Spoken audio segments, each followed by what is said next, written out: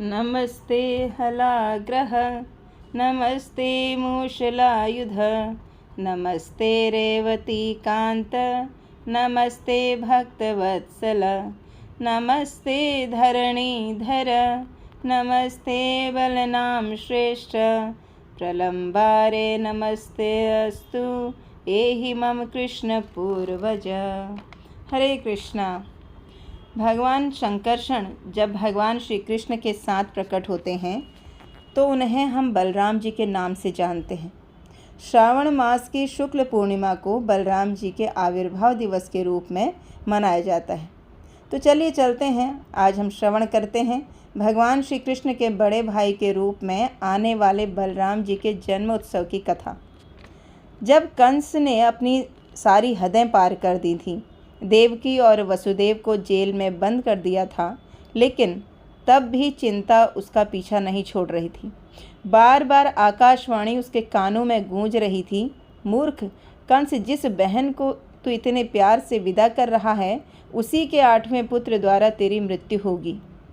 अब आकाशवाणी तो शांत हो चुकी थी, मगर कंस का हृदय अशांत था। आखिर मृत्यु का डर किसको नहीं सताता। हालांकि उसे वसुदेव के वचन पर पूरा विश्वास था कि जैसे ही देवकी बच्चे को जन्म देगी तो वसुदेव उसे कंस को सौंप देगा, लेकिन नारद मुनि ने आकर कंस की चिंता को बढ़ा दिया। नारद जी ने कहा, ये 8वीं संतान कोई भी हो सकती है कंस, पहली या 8वीं संतान में भेद करना मुश्किल है। इस डर से कंस ने अपनी नवविवाहिता बहन और वसुदेव को बेड़ियों से बांध दिया। एक एक करके देवकी ने 6 पुत्रों को जन्म दिया और कंस ने उन सबकी निर्मम हत्या कर दी। देवकी वसुदेव रोते बिलखते रहे। अब समय आ गया देवकी की 7वीं संतान प्रकट होने का। 7वें गर्भ के रूप में आए भगवान श्री कृष्ण के प्रथम अंश श्री बलराम जी। जैसे ही संकर्षण ने देवकी के गर्भ में प्रवेश किया, देवकी अत्यंत उल्लास से भर गई, लेकिन अपनी 7वीं संतान के लिए देवकी अत्यंत चिंतित थी। ये सब तो हो रहा था मथुरा में कंस के कारागार में, लेकिन क्या आप जानना चाहेंगे कि इस समय आध्यात्मिक संसार में क्या चल रहा था, जहाँ भगवान श्री कृष्ण अपने पार्षदों के साथ रहते हैं। भगवान ने माता देवकी को अत्यंत चिंतित देखा। कृष्ण ने उसी समय अपनी योग माया को बुलाया। योग माया यानी कि श्री भगवान की अंतरंगा माया शक्ति, जो भगवान की सभी लीलाओं को सुचारू रूप से चलाने के लिए सेवा करती हैं। श्री भगवान ने उनसे कहा, हे मेरी योग शक्ति, तुम तुरंत ब्रज में जाओ। वहाँ वसुदेव की एक पत्नी नंद महाराज के घर में है। कंस के डर से वसुदेव की पत्नियों ने अलग अलग स्थानों में शरण ली है। देवकी के गर्भ में मेरा जो अंश है, उसे रोहिणी के गर्भ में स्थानांतरित कर दो। इसके बाद देवकी के 8वें पुत्र के रूप में देवकी के गर्भ में मैं प्रवेश करूंगा और तुम योग माया के रूप में नंद महाराज की पत्नी यशोदा के गर्भ से पुत्री रूप में प्रकट होना, और तुम महामाया के रूप में भौतिक जीवों की विभिन्न भौतिक इच्छाओं की पूर्ति करोगी। इसलिए लोग भविष्य में तुम्हारी विभिन्न यज्ञ और आहुतियों द्वारा पूजा करेंगे और तुम्हें विभिन्न नामों से जानेंगे, जैसे दुर्गा, भद्रकाली इत्यादि। और जब तुम देवकी के 7वें गर्भ को रोहिणी के गर्भ में स्थानांतरित करोगी, वह मेरा अंश होने के नाते संकर्षण नाम से जाना जाएगा। वह समस्त गोकुलवासियों को आनंद में रमण करेगा, इसलिए उसका नाम होगा राम, और अतुलनीय बल के कारण उसका पूरा नाम होगा बलराम। योग माया ने भगवान श्री कृष्ण की आज्ञा का पालन किया।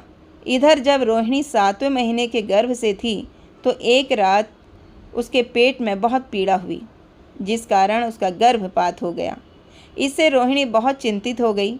उस समय योग माया उनके समक्ष प्रकट हुई और कहा कि वास्तव में देवकी के 7वें गर्भ को आपके अंदर स्थानांतरित किया गया है। ये बच्चा आपके पति वसुदेव का ही अंश है। इस प्रकार बलराम जी ने माता रोहिणी के गर्भ से जन्म लिया। वह पूर्णिमा का दिन था। जब भी भगवान श्री कृष्ण इस धराधाम में अवतरित होते हैं, उनके साथ उनके प्रथम अंश बलराम जी विभिन्न स्वरूपों में प्रकट होते हैं। बलराम जी को आदि गुरु भी कहा जाता है, क्योंकि वे सभी जीवात्माओं को भगवान श्री कृष्ण के पास जाने का मार्ग दिखाते हैं।